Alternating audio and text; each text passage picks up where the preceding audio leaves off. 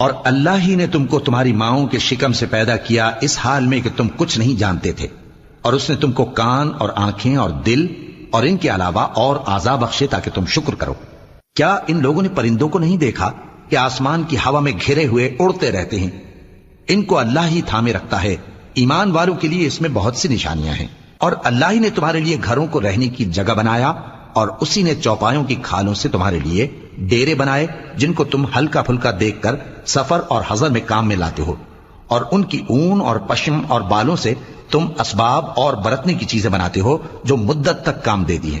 اور اللہ ہی نے تمہارے آرام کے لیے اپنی پیدا کی ہوئی چیزوں کے سائے بنائے، اور پہاڑوں میں غار بنائے، اور تمہارے لیے کرتے بنائے جو تم کو گرمی سے بچائیں، اور ایسے کرتے بھی جو تم کو اسلحہ جنگ کے ضرر سے محفوظ رکھیں۔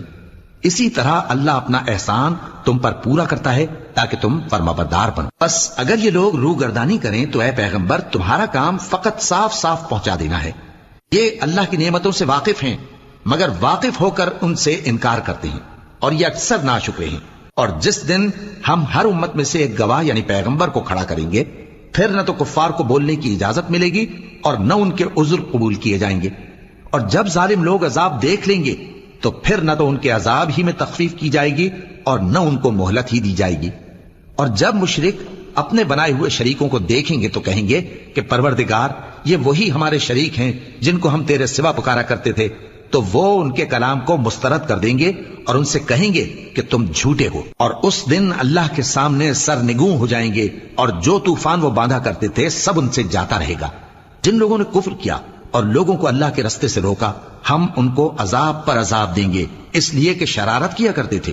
اور اس دن کو یاد کرو جس دن ہم ہر امت میں سے خود ان پر گواہ کھڑے کریں گے، اور اے پیغمبر تم کو ان لوگوں پر گواہ لائیں گے۔ اور ہم نے تم پر ایسی کتاب نازل کی ہے کہ اس میں ہر چیز کا بیان مفصل ہے، اور مسلمانوں کے لیے ہدایت اور رحمت اور بشارت ہے۔ اللہ انصاف اور احسان کرنے اور رشتہ داروں کو خرچ سے مدد دینے کا حکم دیتا ہے، اور بے حیائی اور نامعقول کاموں سے اور سرکشی سے منع کرتا ہے، اور تمہیں نصیحت کرتا ہے تاکہ تم یاد رکھو۔ اور جب اللہ سے عہد کرو تو اس کو پورا کرو، اور جب پکی قسمیں کھاؤ تو ان کو مت توڑو کہ تم اللہ کو اپنا ضامن مقرر کر چکے ہو، اور جو کچھ تم کرتے ہو اللہ اس کو جانتا ہے۔